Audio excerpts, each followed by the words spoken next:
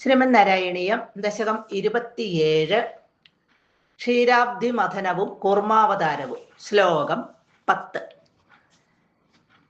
ഗജാനന പത്മാർക്കം ഗജാനനമഹർനിശം അനേകദം തം ഭക്താനാം ഏകദന്തമുപാസ്മഹേ.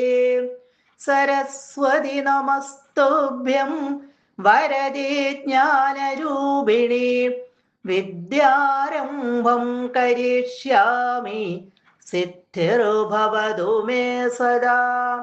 ഗുരുർബ്രഹ്മ ഗുരുർവിഷ്ണുർഗുരുർദേവോ മഹേശ്വര ഗുരുഃ സാക്ഷാത് പരം ബ്രഹ്മ തസ്മൈ ശ്രീ ഗുരവേ നമഃ.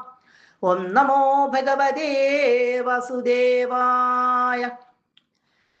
ദൈത്യൗഖേ ഭുജഗമുഖാനിലേന തപ്തേ തേനൈവാത്രദശകുലേഭി കിഞ്ചിദാർത്തേ കാരുണ്യാത് തവ കില ദേവ വാരിവാഹ പ്രാവർഷൻ അമരഗണാൻ ന ദൈത്യസംഘാൻ. കഴിഞ്ഞ ശ്ലോകത്തിൽ നമ്മൾ കണ്ടു, ഭഗവാൻ ഇവിടെ ആമയുടെ രൂപമെടുത്ത് വെള്ളത്തിനടിയിലേക്ക് താണുപോയ പർവ്വതത്തെ, മന്ധരപർവ്വതത്തെ താങ്ങി മുകളിലേക്ക് കൊണ്ടുവന്ന് നിർത്തി. പിന്നീട് ദേവന്മാരും അസുരന്മാരും അതിശക്തിയായിട്ട് കടയാൻ തുടങ്ങിയപ്പോൾ പർവ്വതം മുകളിലേക്ക് പൊങ്ങാൻ തുടങ്ങി. അപ്പൊ ഭഗവാൻ വേഗം തൻ്റെ തൃക്കയ്യ പർവ്വതത്തിന് മുകളിൽ വെച്ചു. അപ്പൊ അടിയിൽ നിന്നും മുകളിൽ നിന്നും ഒരുപോലെ താണുപോകാതെയും പൊങ്ങിപ്പോകാതെയും ആ പർവ്വതം നിന്നു. പിന്നീട് അവിടെ കടച്ചിലങ്ങോട് തുടങ്ങിക്കഴിഞ്ഞപ്പോൾ, നല്ല രീതിയിൽ തുടങ്ങിക്കഴിഞ്ഞപ്പോൾ എന്താണ് ഉണ്ടായത്? അതിശക്തിയായിട്ടുള്ള ആ പാലാഴികടയിൽ അങ്ങനെ നടക്കുകയാണ്. അപ്പോഴെന്തു പറ്റി? വാസുകിയുടെ മുഖങ്ങളിൽ നിന്ന് വിഷക്കാറ്റ് വല്ലാതെ വീശാൻ തുടങ്ങി എന്നാണ് ഇവിടെ പറയുന്നത്. ഭഗവാൻ നേരത്തെ തന്നെ ആദ്യം ചെന്ന് ദേവന്മാരോടുകൂടി പാമ്പിന്റെ തലയ്ക്ക് പിടിച്ചപ്പോൾ അസുരന്മാർ പറഞ്ഞു, ഞങ്ങൾക്ക് വാല് പിടിക്കാൻ പറ്റൂല.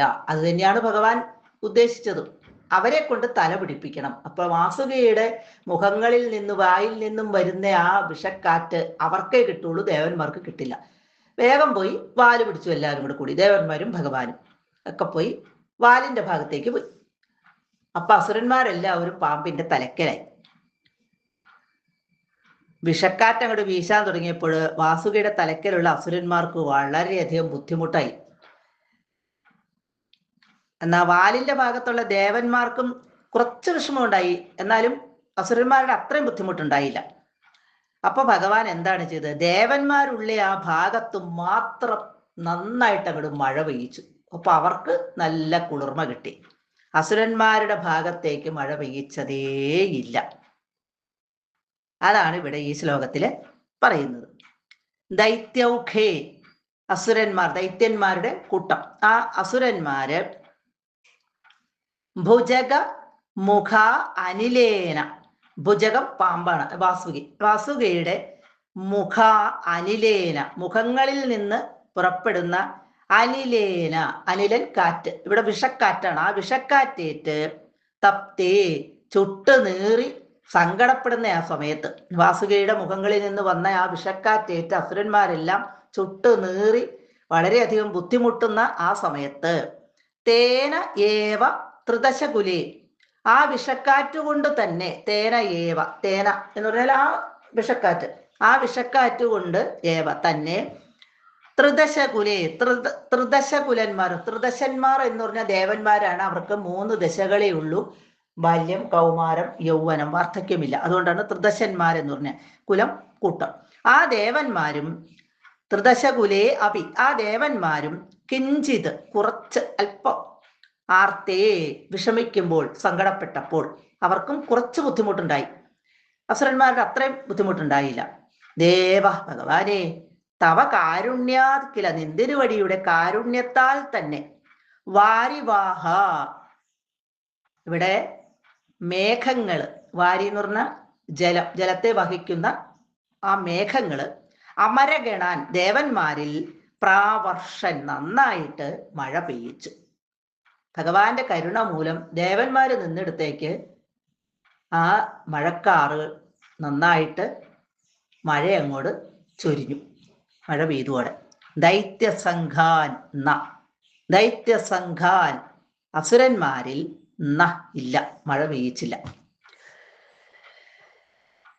ദേവന്മാരോടുള്ള ആ ഭഗവാന്റെ ആ ഇഷ്ടം, ദേവപക്ഷപാതം എന്നിവിടെ പറയുന്നുണ്ട്. ആ ദേവപക്ഷപാതം തന്നെയാണ് അതിന് കാരണം എന്നിവിടെ മൽപ്പത്തൂര് പറയാണ്. ഭഗവാനെ വിളിച്ചിട്ട് പറയാണ്, ഭഗവാനെ അവിടുന്ന് അസുരന്മാരുടെ അടുത്ത് മഴ പെയ്യിച്ചില്ല, ദേവന്മാരുടെ അടുത്ത് മഴ പെയ്യിച്ച് അവരെ തണുപ്പിച്ചു. സർവത്ര ഗോവിന്ദ നാമസങ്കീർത്തനം, ഗോവിന്ദ ഗോവിന്ദ.